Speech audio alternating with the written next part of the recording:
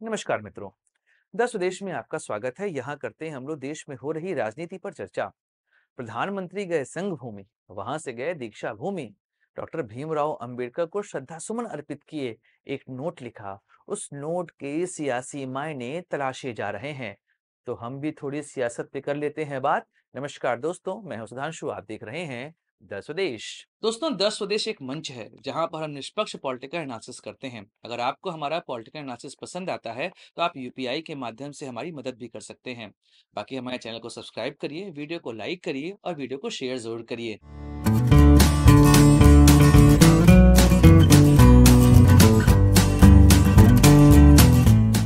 दोस्तों, दीक्षा भूमि यह वह जगह है जहां पर डॉक्टर भीमराव अंबेडकर ने अपने अनुयायियों के साथ ली थी बौद्ध धर्म की दीक्षा।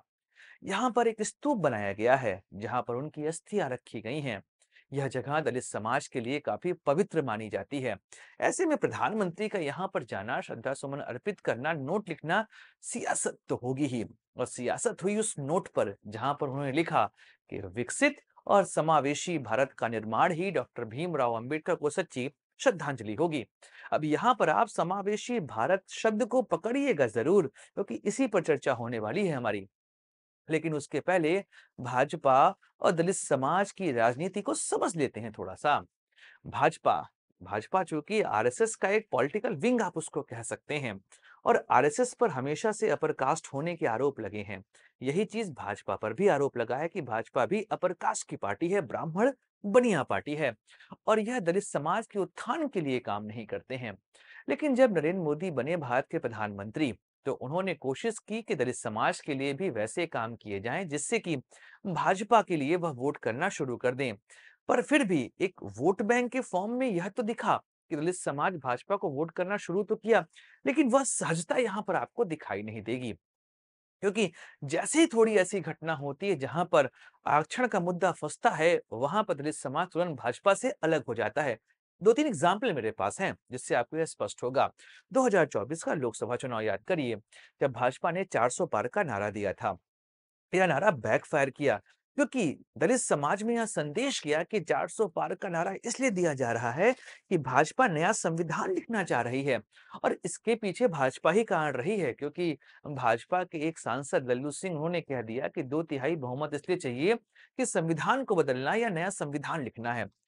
दलित समाज के सबसे बड़े नेता डॉक्टर भीमराव अंबेडकर, जिन्होंने संविधान लिखा, उस संविधान को देश का दलित समाज पवित्र मानता है, और उनको लगता है कि जो उनको न्याय मिला है वह इस संविधान के माध्यम से ही मिला है। ऐसे में जो भी उस संविधान को बदलने का प्रयास करेगा, हम तो उसको हटा देंगे सत्ता से। फिर यह नारा जो भाजपा ने दिया, यह बैकफायर किया, क्योंकि दलित समाज ने भाजपा को वोट दिया ही नहीं।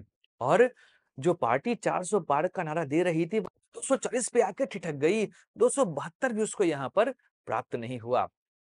दो घटनाएं और हुई जहां से यह लगा कि दलित समाज और भाजपा के बीच में सहजता है नहीं। दो घटनाएं क्या थी? पहली थी डायरेक्ट एंट्री। जी हाँ, एक वैकेंसी आई डायरेक्ट एंट्री की, और डायरेक्ट एंट्री में तो आरक्षण चलता नहीं है। वहां पर भी दलित समाज और बाकी लोगों ने, खासकर इंडिया गठबंधन के साथियों ने, यह कहा कि डायरेक्ट एंट्री की पोस्ट निकालकर आरक्षण व्यवस्था को खत्म करने का प्रयास कर रही है भाजपा। अब भाजपा फिर बैकफुट पर गई, उन्होंने डायरेक्ट एंट्री की वैकेंसी को वापस ले लिया।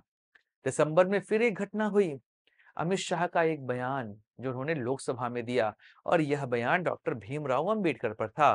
फिर क्या, इंडिया गठबंधन के साथी दलित समाज के पास यह संदेश लेकर गए कि भाजपा सम्मान नहीं करती है डॉक्टर भीमराव अंबेडकर का। अमित शाह को शाम तक आकर माफी मांगनी पड़ी, वह खुद आए और माफी मांगे कि मेरा यह उद्देश्य नहीं था। तो अब आप समझ सकते हैं कि दलित समाज और भाजपा के बीच में सहजता है नहीं। तो ऐसे में यह समावेशी भारत का अर्थ क्या है? अगर आप देखेंगे तो भाजपा वर्तमान समय में लगातार प्रयास कर रही है कि वह दलित समाज को अपने साथ जोड़ सके, क्योंकि यह समाज भाजपा को खुलकर वोट नहीं कर रहा है।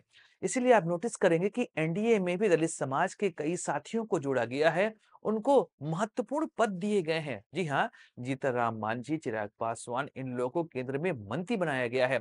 तो बात स्पष्ट है कि भाजपा की लगातार कोशिश है यह संदेश देने की कि हम भी आपके लिए काम कर रहे हैं और हम आपके लिए सोचते हैं, और जो भाजपा योजनाएं लाती है वहां पर सही रिप्रेजेंटेशन देने की कोशिश वह करती है। अब यह बात स्पष्ट है कि भाजपा का प्रयास है कि वह दलित समाज को अपनी तरफ मोड़ सके। यह समावेशी भारत का मतलब यहाँ पर भाजपा यह कोशिश कर रही है कि इससे वह तीन एजेंडे को सेट करे। पहला, दलित एकता। दूसरा, बुद्धिस्ट एकता।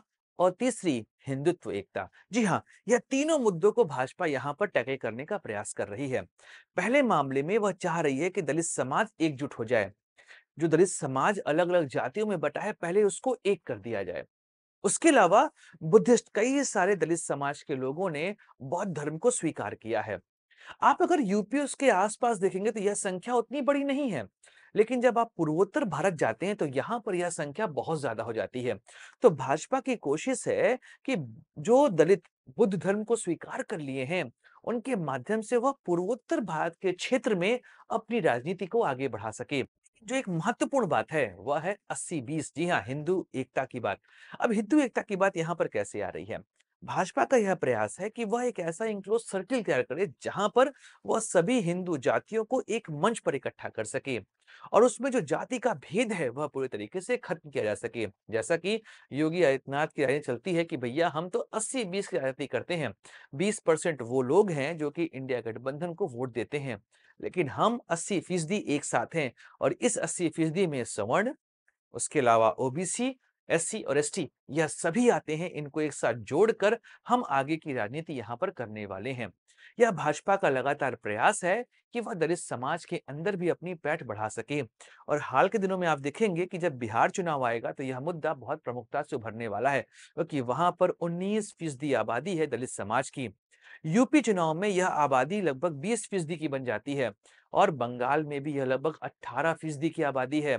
तो सीधी बात है ना, आने वाले समय में कई जगहों पे होने वाले हैं चुनाव। ऐसे में भाजपा की कोशिश है कि वह हिंदुत्व के मुद्दे पर इन सभी जातियों को एक मंच पर ला सके और दीक्षा भूमि पर जाकर वहां पर डॉक्टर भीमराव अंबेडकर को श्रद्धा सुमन अर्पित करना, वहां पर नोट लिखना, यह साफ दर्शा रहा है कि भाजपा का प्रयास है कि वह इस राजनीति में अपने आप को आगे रख सके। क्योंकि भाजपा को जब भी डेंट लगा है तो वह दलित समाज से ही लगा है। तो भाजपा को आरक्षण पर अपने विचार क्लियर करने पड़ेंगे, वरना याद करिए 2015 का बिहार विधानसभा चुनाव, जब सरसंघ चालक मोहन भागवत ने आरक्षण पर एक बयान दे दिया था, इसकी समीक्षा करनी जरूरी है। उसका इतना बड़ा प्रभाव पड़ा था कि बिहार चुनाव भाजपा हार गई थी। एक दौर पर लगा कि वह चुनाव जीतेगी, पर वह चुनाव हार गई थी। 53 सीटों की प्राप्ति वहां पर भाजपा को हुई थी। तो स्पष्ट है कि दलित समाज भाजपा को संशय की निगाह से देखता है। यह भाजपा की जिम्मेदारी है कि दलित समाज के इस संशय को दूर करे, उनको सही रिप्रेजेंटेशन यहाँ पर प्रोवाइड करे। और दीक्षा भूमि पर जाना शायद यही संकेत हमको दे रहा है। दोस्तों, वीडियो समाप्त करते हैं, मिलेंगे अगले वीडियो में। चर्चा करें किसी और राजनीतिक मुद्दे की। अपने दोस्त सुधांशु को दीजिए इजाजत। Like share subscribe the channel. जय हिंद, वंदे मातरम, भारत माता की जय।